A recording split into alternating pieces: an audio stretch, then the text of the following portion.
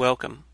I'm Sebastian Mahfoud, and you're listening to WCAT Radio, the on-air wing of En Route Books and Media, bringing you the dulcet sounds of Catholic wisdom. And with your spirit. The reading from the Holy Gospel according to Luke. Glory to you, Lord. Jesus came down with the 12 and stood in a stretch of level ground with a great crowd of his disciples, and a large number of the people from all Judea and Jerusalem, and the coastal region of Tyre and Sidon. And raising his eyes toward his disciples, he said, "Blessed are you who are poor, for the kingdom of God is yours. Blessed are you who are now hungry, for you will be satisfied. Blessed are you who are now weeping, for you will laugh.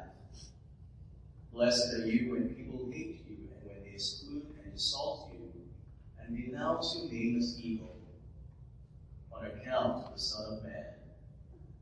Rejoice and leap for joy in that day. Behold, your reward will be great in heaven. For your ancestors treated the prophets in the same way. But woe to you who are rich, for you have received your consolation. Woe to you who are filled now, for you will be hungry.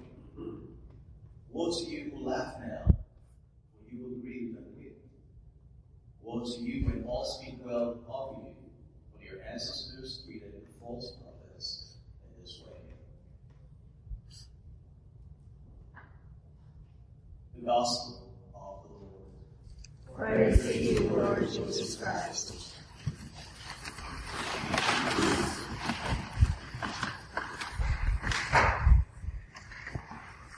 So a couple of weeks back, we read from the first chapter of the prophecy of Jeremiah. And if you recall, in that story, we're told how God called the prophet and gave him his vocation. The words of the scripture says, "Before I formed you in the womb, I knew you. I appointed you to be the prophets to the nations." And if you recall the story, Jeremiah reacted the same way Moses reacted back in Exodus and said to God, I'm still too young. I can't speak. I'm afraid of standing in public. Please choose someone else. And God said to him, "See, I have touched your mouth. Wherever you go, wherever I send you, you will proclaim my word. For I will be with you." Our first reading today is from the 17th chapter. So, a lot of things have happened. So I'll fill in the gap. Jeremiah has proclaimed a lot of messages, but the messages have not been received kindly. So at this point, he has lost all of his friends. His family have started walking away from him, and he is at the point of being depressed. It is at that moment God steps into his life and says, "Cursed be the one who trusts in human beings. Such a person is like a barren bush in the desert. But blessed is he who trusts in God. Such a person is like a tree planted near flowing waters." So this Sunday morning, the invitation for us is, what is trust? And how does it play out in our lives as Christians? Because as human beings, if there's anything that we all, at various moments of our lives, will experience a degree of trust. Either someone will trust us or we will trust someone else. So, why is it difficult to trust? Because oftentimes, we trust people we love. And people we love, since they are humans, sometimes we do what? Fail. But the scripture tells us that in order to trust, there are three things you want to keep in mind. First, the fear of perception. How will people see me? I have trusted you, and yet you fail me over and over again. Can I still trust you?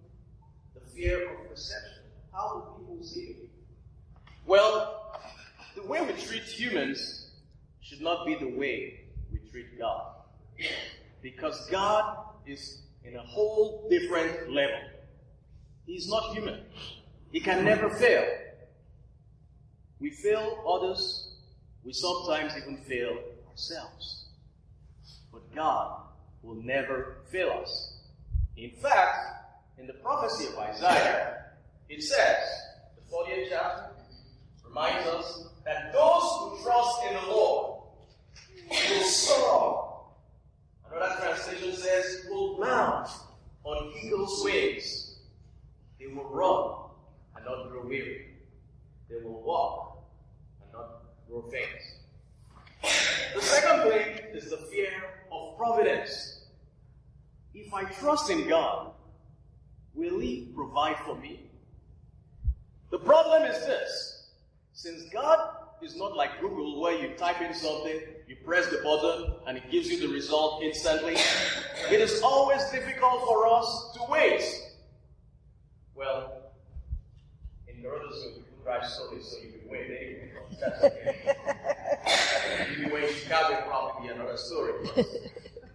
Waiting is a challenge, especially waiting on God.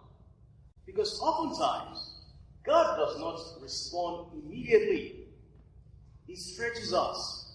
He extends our capacities so that we learn what it means to wait. In fact, when we are waiting for God, a lot of wrong things might happen to us, and God still says, wait.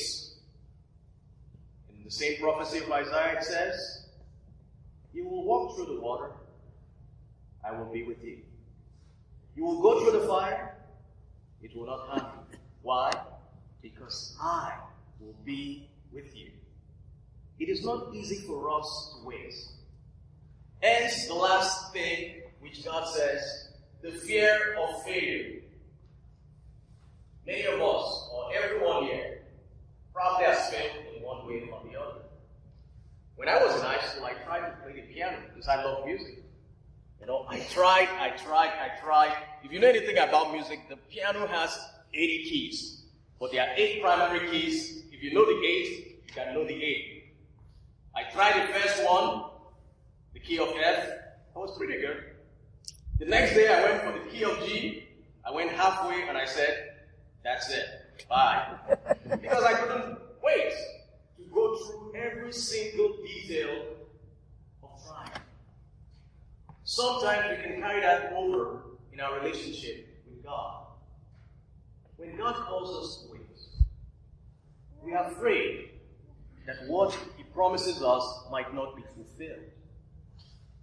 But my brothers and sisters, every encounter with God, especially in the Eucharist, is always an invitation to wait. Wait. Can you trust in God? In fact, Jesus Christ later on in the New Testament, in Matthew's Gospel, the 6th chapter, gives us a beautiful image of what it means to wait. It says, look at the birds.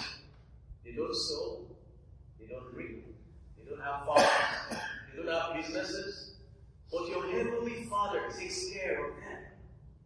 Are you not more important than those birds that fly in the air? And it ends by saying, why do you worry? And you know what worry does? Jesus Christ says, it can make your hair turn white. Not to say that those who have white hairs have been worried. That's not what I'm saying. But, in other words, it can make you feel so restless because you are worried. Now, it is natural for us to get worried.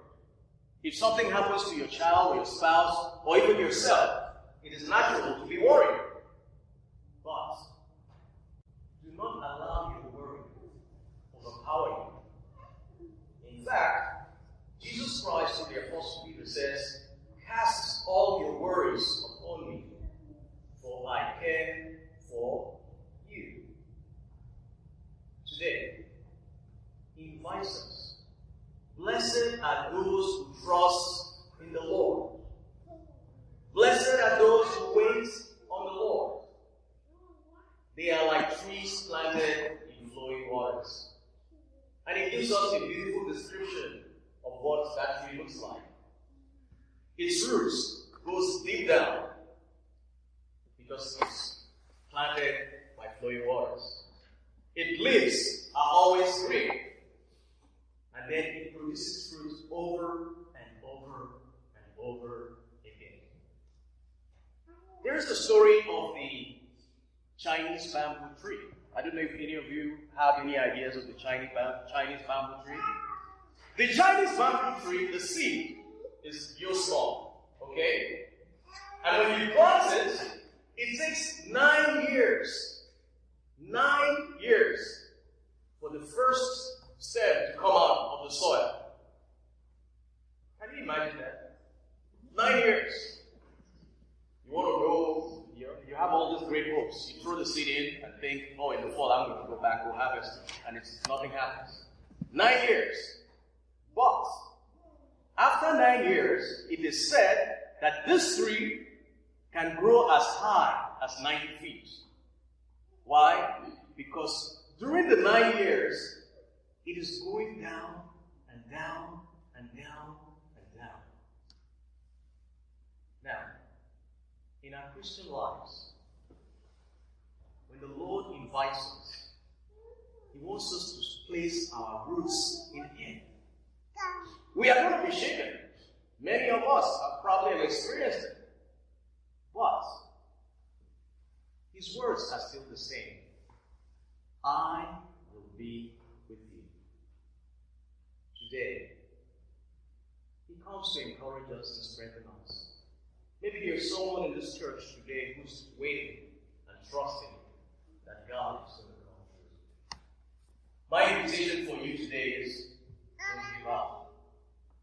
Do not give up. Because blessed are those who trust in the Lord. They are like trees planted in flowing waters.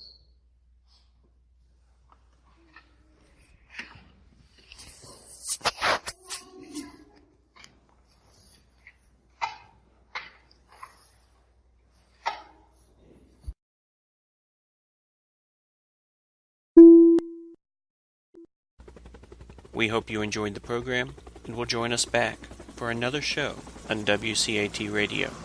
This is Sebastian Mahfood. Good day.